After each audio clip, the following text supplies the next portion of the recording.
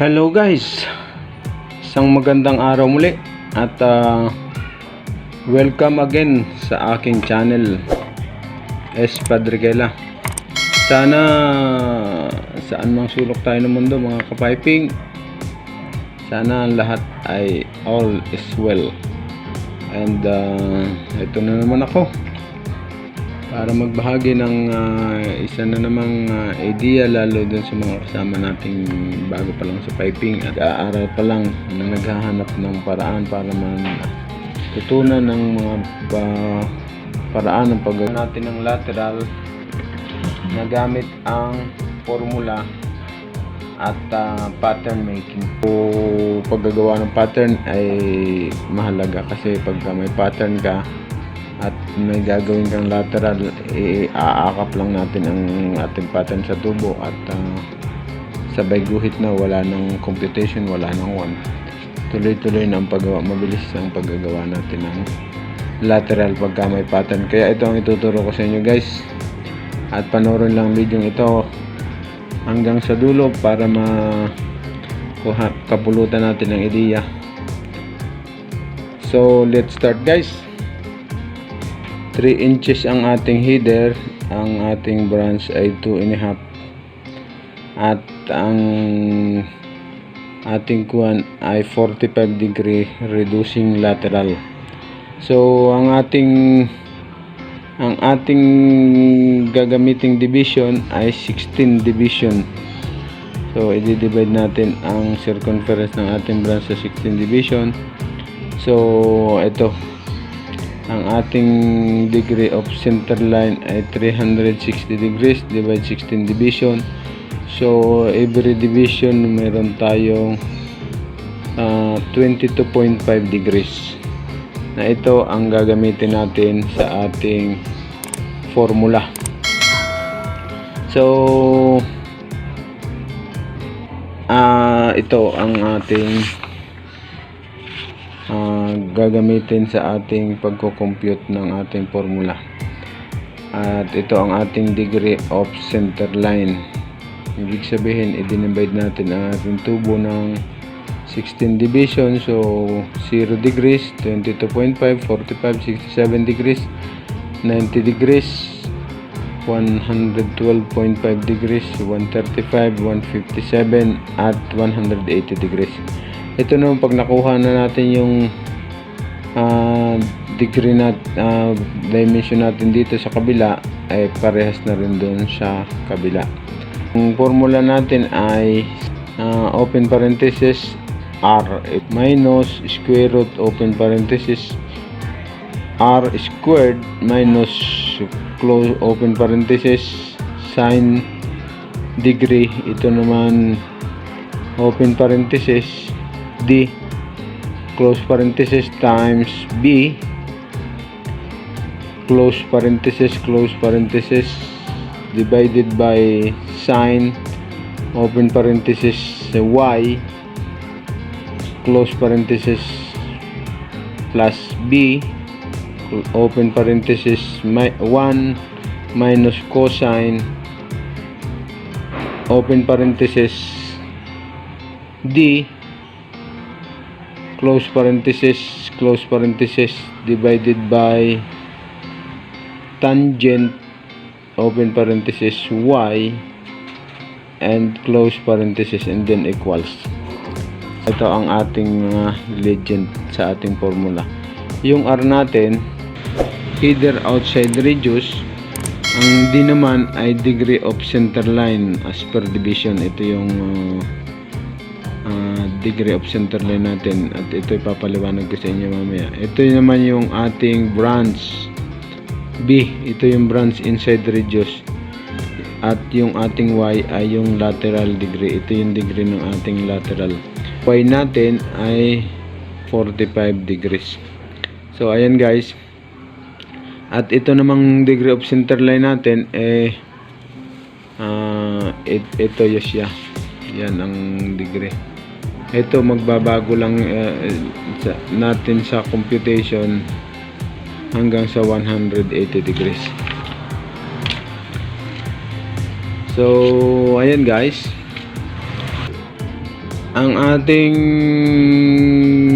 header ay 3 inch. Ang outside radius niya ay 44.45. Ito yung kalahati ng kanyang diameter. At ito ang gagamitin natin sa formula. Ito naman ang 2.5 inch. Ito yung ating branch. Ang inside radius niya ay 31.75. So ang gagamitin din dito ay 32 na i-round off na natin ng 32 mm. So ito ang ating mga references sa pag-compute natin ating formula. Ang radius ng ating header ay 44 mm. Ito yung outside radius niya. Ito namang branch ay 32. Ito naman ay inside radius ng ating branch. Ang Y naman ay 45 degrees at saka ang letter D natin ay 0 to 180 degrees. So ayan guys, at itatry nating i-compute. Open parenthesis 44 minus square root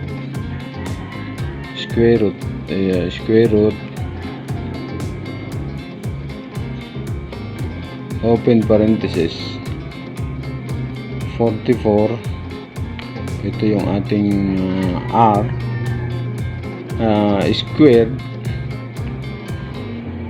minus open parenthesis uli sign, pindutin lang natin yung sign, at open parenthesis uli. Ang compute natin ay 0 degree, pero hindi na natin computing kasi automatic 0 na tayo doon. So proceed na tayo sa 22.5. Ito yung degree of center line natin. Close parenthesis yan. Close parenthesis multiplied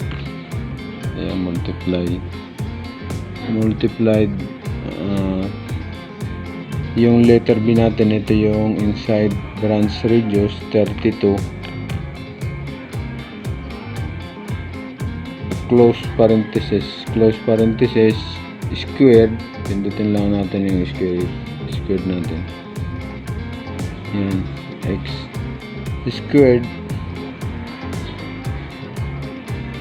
close parenthesis uli, close parenthesis na isa pa, and then divided by sign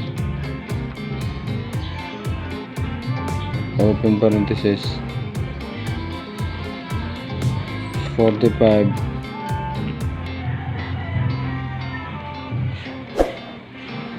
ito yung degree ng ating lateral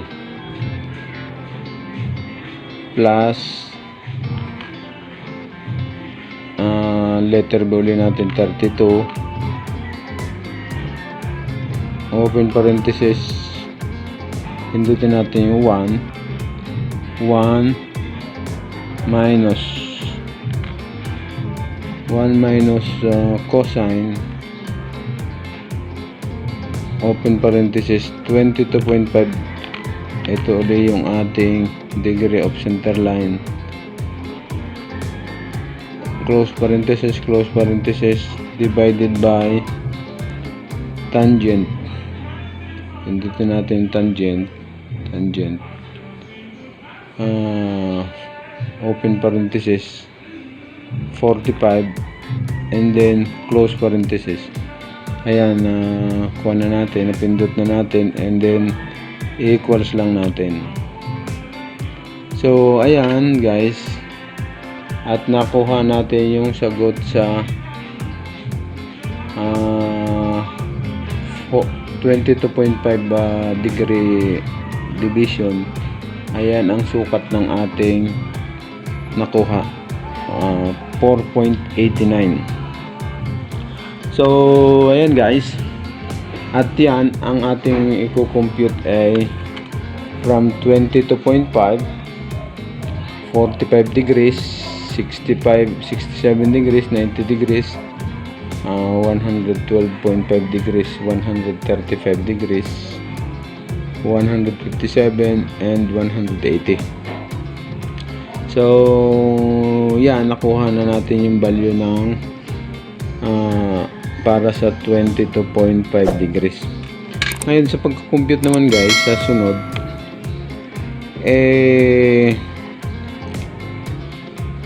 kung scroll na lang natin ito, hanapin na lang natin yung, ang papalitan lang natin dito ay yung degree of katulad nito 22.5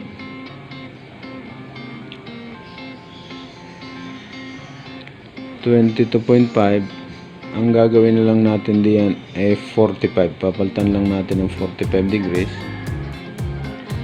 And then yun, delete na lang natin yung 0.5 na yun. At scroll uli natin, palitan na rin uli natin yung sa may padulo. Yung 22.5 uli. Yun ang babaguhin lang natin ng yan at papalitan lang natin ito ng 45 degrees. Delete na lang ulit natin yung 0.5 at ayan na, yan, tangent 45. At pag napalitan natin yun, equals na lang ulit natin at makukuha naman natin ang value ng para sa 45 degrees na ito naman siya 18.23. So ito na yung nakuha natin, 18.23. So ayan guys, yan lang para hindi na mahaba ang ating pipindot sa calculator. Ang palitan lang natin ay itong degree na ito, sin 22.5, 45, 67, 90 hanggang sa 180 at ganun din naman dito sa 1 minus cosine 22.5, 45 hanggang sa 180. Kung ano ang degree natin inilagay dito sa sine, yun din naman ang degree na ilalagay natin dito sa negative cosine, yung 1 minus cosine 45 degrees at yun din ang babaguhin natin hanggang sa makarating tayo ng 180. So ayan guys, at ito na-compute ko na at ganun din naman ang proseso ng computation para hindi na tayo ganong humaba. At ito ang ating mga nakuhang value. At ang sunod natin gagawin ay ililipat natin itong mga nakuha nating dimension na ito, ililipat natin sa padron. Magagawa tayo ng pattern para sa ating lateral. Ito kasing laki ito ng outside circumference ng ating branch. Ito yung 2.5 inch. Ang outside circumference ng ating branch ay 229. Ito guys, 229. So i-divide natin ng 16 division. So ang bawat division natin ay lumabas na 14 mm. So ito na siya guys. Ngayon ito gagawin na nating pattern. At once mabuo na yung ating pattern, ito yung irarap natin sa tubo para makabuo tayo ng lateral. So ito, kinuha natin yung base sa ating computation, kinuha natin yung pinakamahabang measurement na nakuha natin. Ito yung 64 mm. Ang guhit na ito ay 64 mm mula sa dulo. Ito yung pinakamahabang sukat na nakuha natin. Sa pagli-layout natin ng lateral, kukuhanin natin yung pinakamahabang value, tapos guguhitan natin, tapos mga sunod na sukat, dito naman tayo mag-uumpisa ng sukat sa gagawin nating reference point na ito. Ito yung pinakamahabang sukat pamula sa dulo. So ang una natin nakuha sa 22.5 ay 4.89. Consider natin itong 5 mm. So dito sa ating pattern, ang magiging bottom natin itong gilid. Ito yung magiging tiyan ng ating lateral branch. At kung mapapansin nyo, itong gilid natin, ito yung 0 degrees, 22.5 hanggang sa 180 degrees. Ganon din naman dito sa kabila. Umpisa tayo sa 0 degrees hanggang sa 180 degrees sa gitna, center line ng ating. So mag-umpisa tayo dito sa gilid. Dito sa dulo, 0 siya, 0. Naka 0 siya dito. Sa 22.5, 5 mili ang susukatan natin. 5 mili. So 5 mili dito at 5 mili din siya dito. So ayan, naka 5 mili siya. Ang sumunod naman nating value na naku 18 mm. Ayan, 18 mm, 25, 51, 60, 63, 64, and then another 64. So sumunod nating nakuha ay 18 mili. 18 mili naman siya para ma-form yung ating lateral.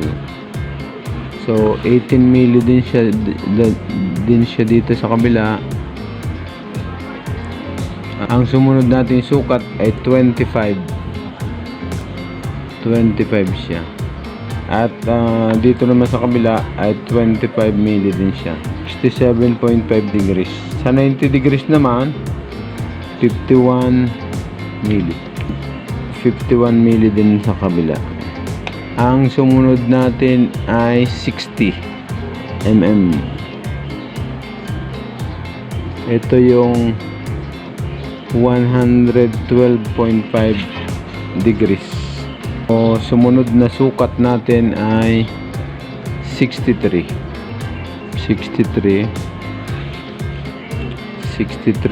din siya dito. And then ang sumunod natin ay 64 na siya. 64.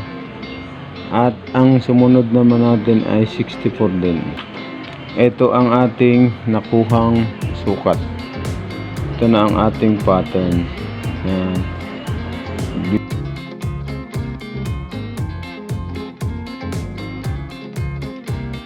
So ito guys, gamit ang ating mahiwagang flexible sa paggagawa sa atin sa site. Filler, yung filler rod natin pwede natin gamitin na pinakang ganito, filler rod o any flexible na material. Pero ngayon ito ginagamit ko, ito yung kwan siya ng bisikleta.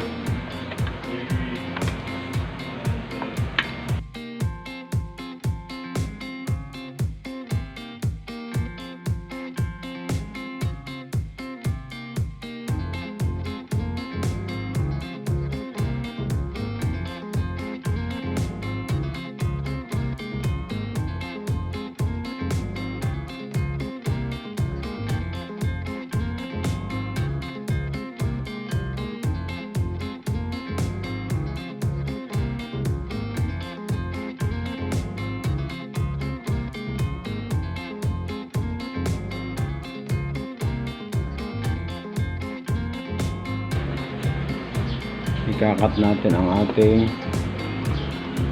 pattern.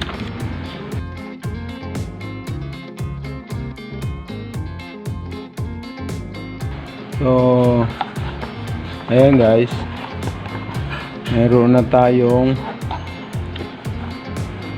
pattern. Ito ang ating pattern para makagawa ng lateral. Ang gagawin lang natin ay mamarkahan lang natin ang ating pattern.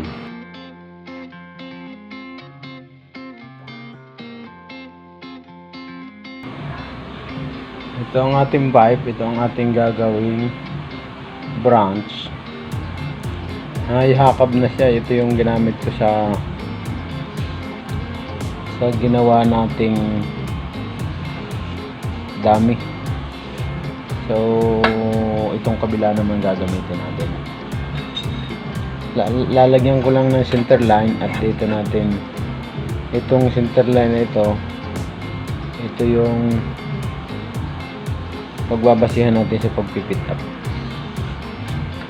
sa ating header. So ayan, may center line na siya at ang susunod natin lalapat lang natin yung ating pattern na ginawa. So ito na yung ating pattern.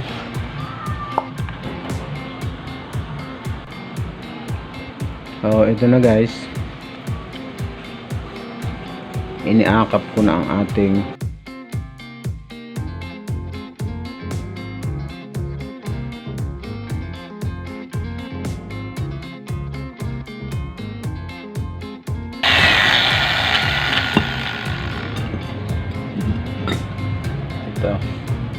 ito na guys ang ating lateral.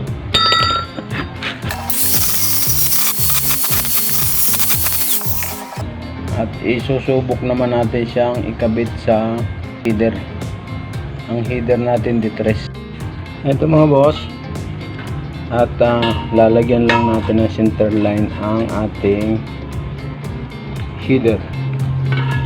Ngayon ay itataking na natin ang ating branch. Titestingin natin mamaya kung tama ang kanyang degree ng pagka-lateral.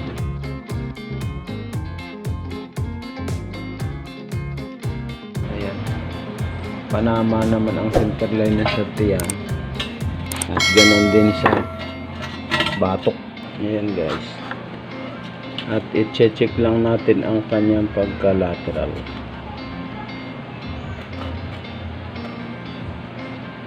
Ayan. 0-0. Perfect ang kanyang pagka-lateral. Walang kasing-kasing. 0-0 siya. So, yung gamit nating formula ay correct.